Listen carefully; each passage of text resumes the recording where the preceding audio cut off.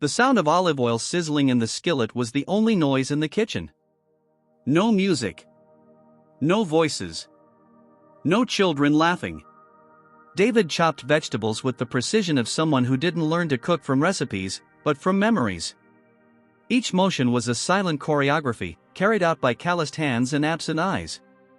His fingers slid along the knife as if, by some miracle, he could still control something in this world. The walls around him were covered in awards and certificates.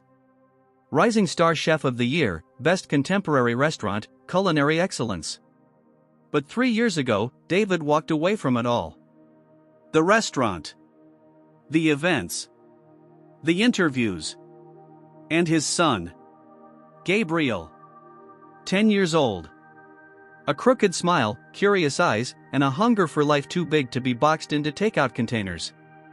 He died in a stupid bike accident, on some random street corner, on a day when David was 5 minutes late. 5 damn minutes. That pain tore the house apart. His wife, Charlene, couldn't take the silence. She tried, for a while.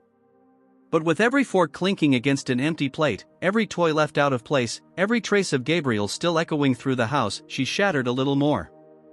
The next year, she moved overseas to start over. They said it was for work.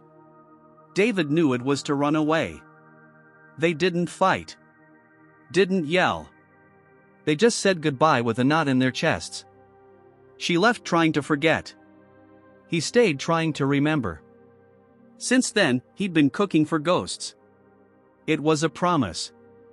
A ritual. A way to keep going. Every night, David prepared around 30 meals in takeout containers. Not for charity. For himself. For the emptiness. Because he couldn't look at the stove without hearing his son's little voice saying, "Dad, can I stir it?" That night was cold. The lid snapped shut with a dry click like nails being driven into aluminum coffins. David packed the meals into insulated boxes, grabbed his old car, and headed out into the dark streets of the city. At every stop, he left 1 or 2 meals. He never spoke. Never waited for a thank you. Sometimes the trembling hands that received them whispered a soft thanks, but he would only nod. A chef serving a feast to the silence. At the end of the route, one last meal always remained. There was always one left. He'd place it on the seat beside him, like it was meant for someone sitting there, invisible. A reserved place. A space for absence. And then he'd drive back home, with that one untouched meal beside him. In the car. And in his chest.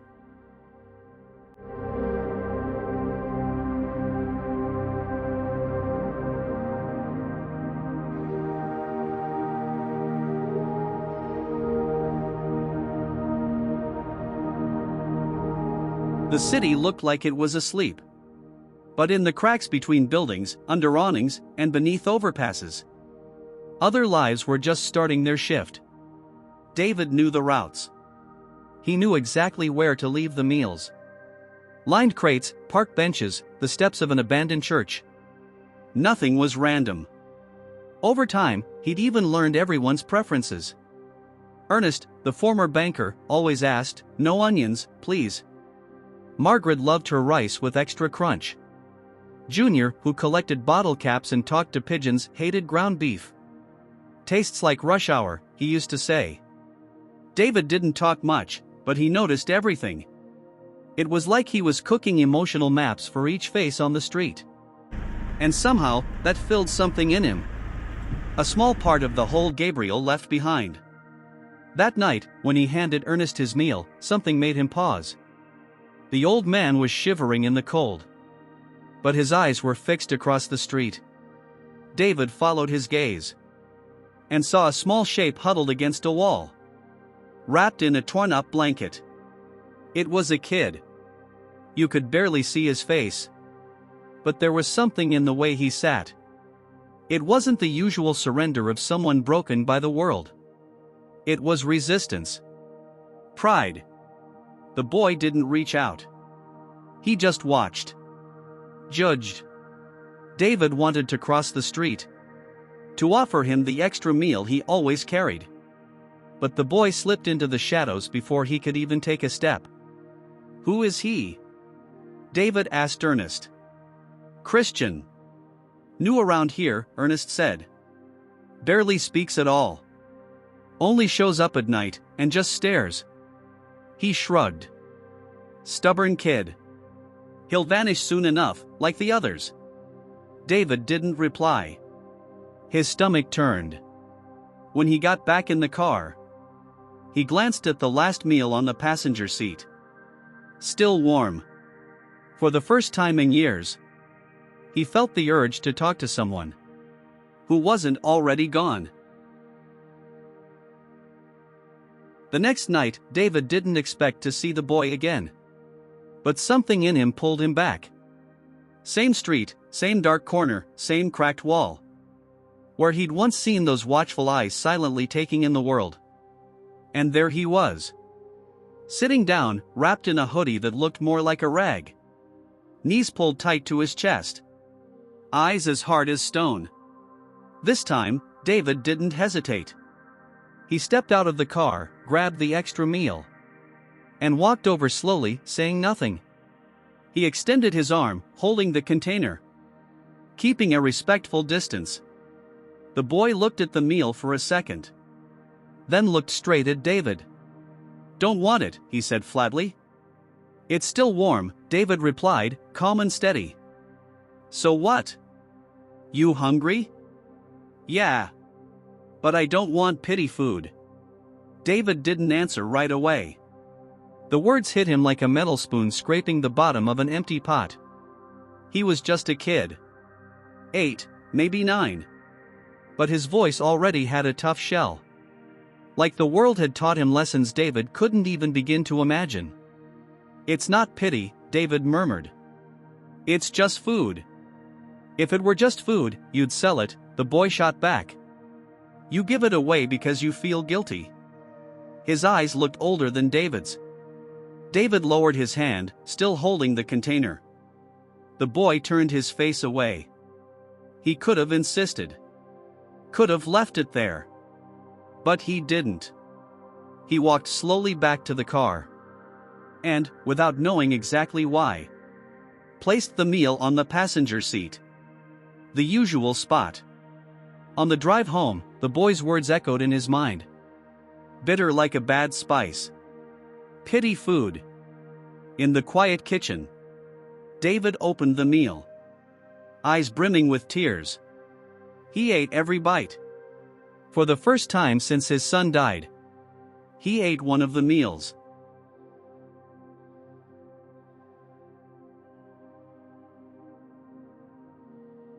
In the nights that followed, David changed his route. He started driving down that street on purpose. Even when he didn't have enough meals to cover all his usual stops. The hunger for connection had grown stronger than the sense of mission. And every now and then, the boy was there. Still curled up in the same corner, wrapped in that same worn-out hoodie. But now, he didn't turn his face away. He still wouldn't take the food. But he didn't run anymore. David began leaving the meal on a nearby brick, in silence. He didn't look at the boy, didn't call out, didn't insist. He just set it down and walked away. 2 nights in a row, when he circled back later, the brick was empty. On the 3rd night, there was a folded napkin on the brick. Drawn in blue pen, a plate of rice with carrots. A steak in the middle. And a smiling face made of peas. David smiled without meaning to. He didn't know if it was an insult or a thank you. But for the first time in a long time, he felt a small warmth inside. Something almost forgotten. Curiosity. In the days that followed, the drawings continued. Each one showed a different dish. Spaghetti, soup, even a clumsy sketch of sushi. It was like the boy was showing him what he wanted to eat. Or maybe what he wished he knew how to make. On the 6th night, David replied. He wrote out a recipe in his neat chef's handwriting. How to make fluffy rice with carrots. On brown craft paper, tucked it in with the meal.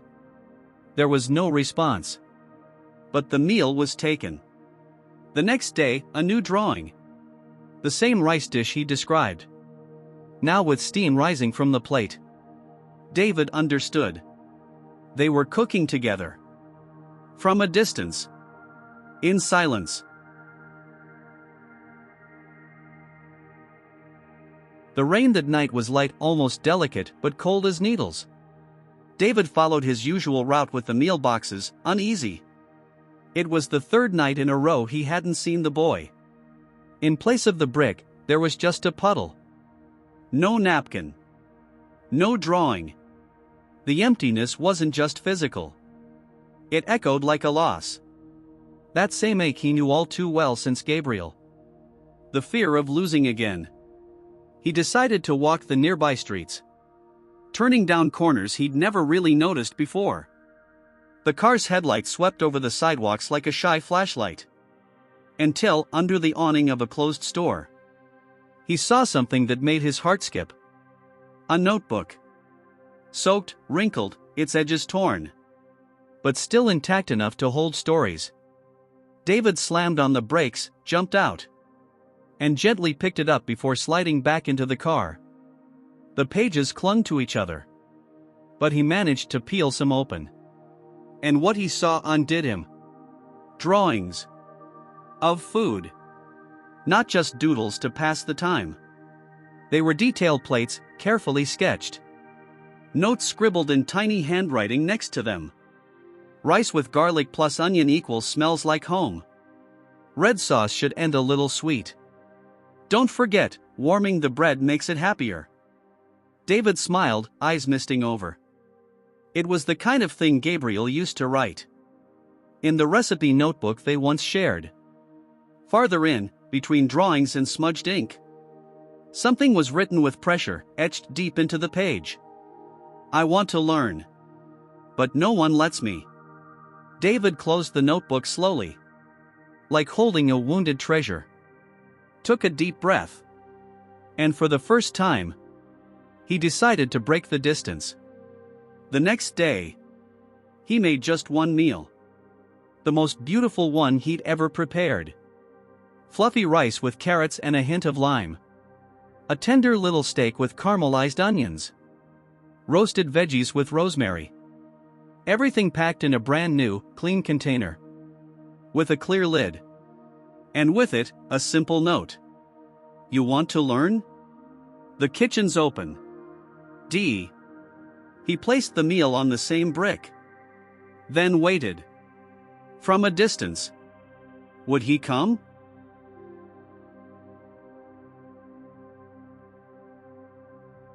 It was just past 10 p.m. when David heard a soft knock at the kitchen door. Not the front one. The side entrance, the service door. He knew instantly who it was. When he opened it, there stood Christian. Soaked hoodie, worn-out jeans, tired eyes. But something had shifted. The hardness was gone. Only hesitation remained. In his arms, the wet notebook, now held shut with a rubber band. You wrote that note? David just nodded. I hate dumb questions, the boy said, walking in without waiting for permission. David smiled inwardly. That was how trust started with kids like him. With jabs, with defenses up. Proving they wouldn't just fold. So you really want to learn? I already said yes. You deaf or what? I might be, actually. Comes with age. How old are you? 43. Yikes. You look older. David let out a laugh. A short, choked sound. But it was a laugh. The boy looked around. His eyes sweeping across the kitchen like he'd just stepped into a fairy tale. The marble counter. Jars of spices. The cast iron skillet. A Japanese knife. Everything looked magical. What are you gonna teach me? David grabbed 2 aprons. Handed one to Christian. Rice. Seriously? Just rice? If you know how to make rice, you know how to wait. That's where cooking begins. Christian tied the apron with a crooked knot behind his back. His hands were too small for the big knife. So David swapped it for a smaller one. He showed him how to rinse the rice. Feel the grains between his fingers. And spot the perfect moment when the water starts to boil. Smells good. That's the garlic. Wait. It's taking forever. Cooking is taking forever, but on purpose. Christian looked at him for a second. Like he was trying to crack the code behind that sentence. "You got kids?" he blurted out. The silence that followed wasn't sharp. It wasn't dry. It was wet. Heavy with things stuck in the throat. "I did. 1. Gabriel. He died?" "He died." Christian didn't say anything. Just stirred the rice slowly. Respectfully. That night, they ate together at the kitchen counter, sharing the plate they had made. Neither of them said grace. Neither said bon appetit. But everything in that moment was a prayer.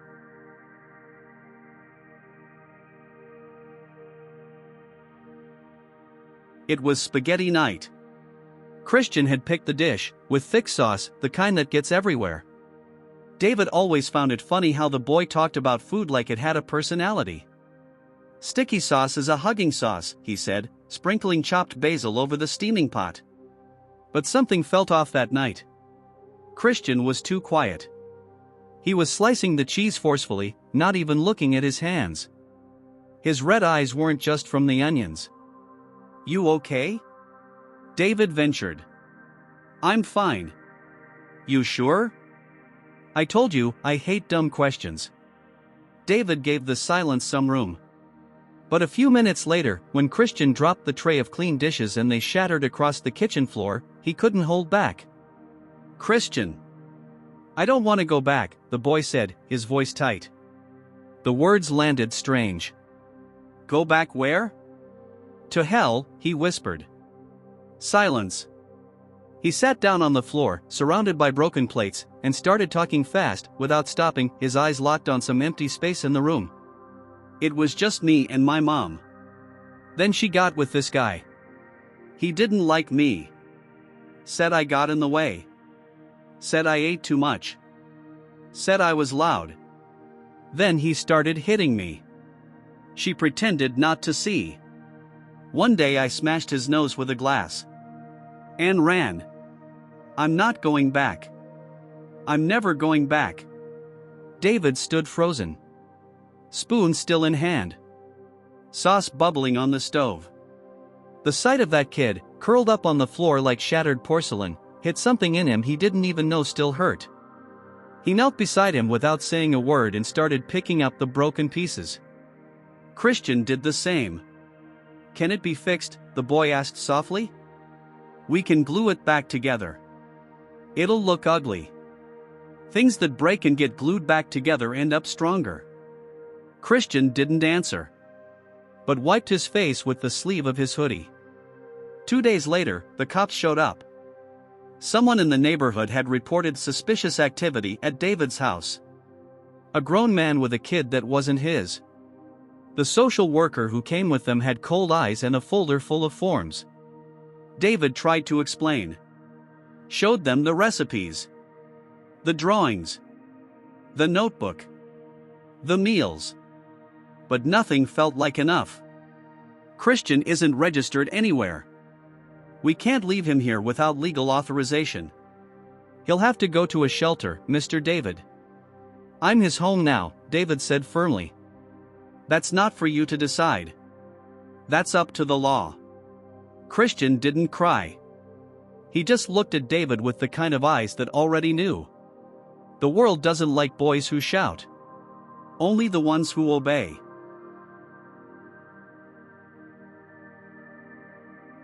The kitchen was quiet. Quieter than usual. Since Christian was taken to the city shelter, David hadn't cooked. He tried. Chopped onions, lit the stove, poured olive oil. But nothing had flavor. Everything tasted like lukewarm water mixed with memories. For 2 days, he just stared at the closed containers, the silent spices, the aprons hanging side by side. One of them still had that crooked fold Christian used to make on the straps in the back. That night, he decided to make meal prep containers. Not just 20. He pulled out his big pots again, carefully picked the ingredients, like someone preparing a feast of reconciliation. Made fresh, fluffy rice, stewed with tenderness. Beans seasoned with bay leaves that Christian said smelled like a hug. Roasted veggies, steaks cooked just right. And for dessert, a rare treat, hand-rolled chocolate truffles. Each container had a little sweet treat. All neatly arranged, sealed with colorful tape. But one was different. The last one. For Christian, David prepared the meal with more care than he'd ever given a fancy restaurant table. On the fluffy rice, a little smiley face made of peas. Next to it, Christian's favorite veggies. The steak cooked exactly the way he liked it. And hidden between layers of parchment paper, a note folded with shaky hands. I'm not giving up on you. When life turns to concrete, remember the taste of warm rice. You taught me how to cook again. I'll be waiting. D. David packed the meals into a cooler, just like old times, and drove to Hope House, the shelter where Christian was staying. He told them he wanted to donate food for the kids. A surprised but kind staff member greeted him. They'll love this. We don't always get fresh food like this. David just smiled. He followed her into the cafeteria. Most of the kids ran up to him. Some looked at him suspiciously. But Christian sat in the back. He only noticed David when he caught the scent. That smell. He lifted his eyes. Paused. David said nothing. He just placed the last meal in front of him. They locked eyes for one long, silent moment full of things left unsaid. Then David turned and walked away. Without looking back. Trusting. Christian opened the container. Saw the pea face. Unfolded the parchment paper. Read the note. And for the first time since arriving at the shelter, he smiled with wet eyes. He picked up the fork. Ate slowly, like someone chewing on memories. Like someone holding onto every flavor like a promise.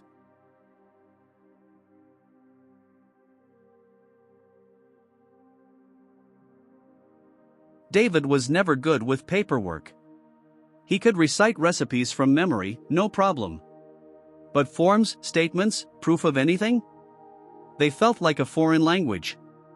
But when he walked into the courthouse with his lawyer by his side and the folder in his hand, it felt like he was carrying a pot about to boil over. Inside that pot, everything he had left of love and courage. He brought the napkins with drawings. The torn notebook. Even the dish glued back together with superglue, the same glue Christian helped him pick up off the kitchen floor. The hearing was closed to the public. In the room, just David, the judge, the prosecutor, the social worker, the lawyer, and Christian. The boy entered stiff-shouldered but chin held high. He wore an oversized dress shirt he'd borrowed, hiding his hands inside. The judge, a gray-haired man with tired eyes, started with formal questions. David answered with a choked but steady voice. He spoke about how he met Christian, what they'd learned from each other, how the kitchen had become a bridge, a medicine, a refuge. The prosecutor pushed back.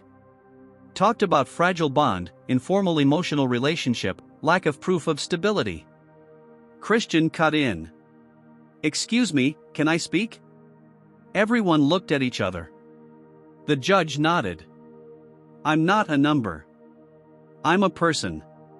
And nobody ever asked me if I wanted to go back there. I ran away because I was getting beat. My mom pretended not to see. And nobody wanted to listen. Until he did. He gave me food, yeah. But it wasn't pity food. It was real food. He let me stir the pot. He taught me to wait for the rice to dry. He listened to me. And I want to stay with him. Not because I have to. Because now I have a name spoken by someone. And that means more than any piece of paper. Silence. David, who'd been holding it together until then, let the tears fall. Didn't even try to hide them. The judge looked at the social worker. Then at the lawyer. And finally, at Christian. In cases like this, the law isn't always fast. But today, it can be fair. I grant temporary custody to Mr. David Evans. With supervision and follow-up, as the protocol requires. Christian bit his lip. Didn't smile. But his eyes shone with something David recognized instantly: hunger. But this time, it wasn't hunger for food. It was hunger for a future.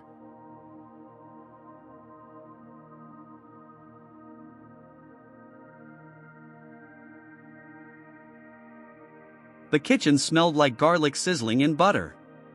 It was the same scent from months ago. But now, it felt different.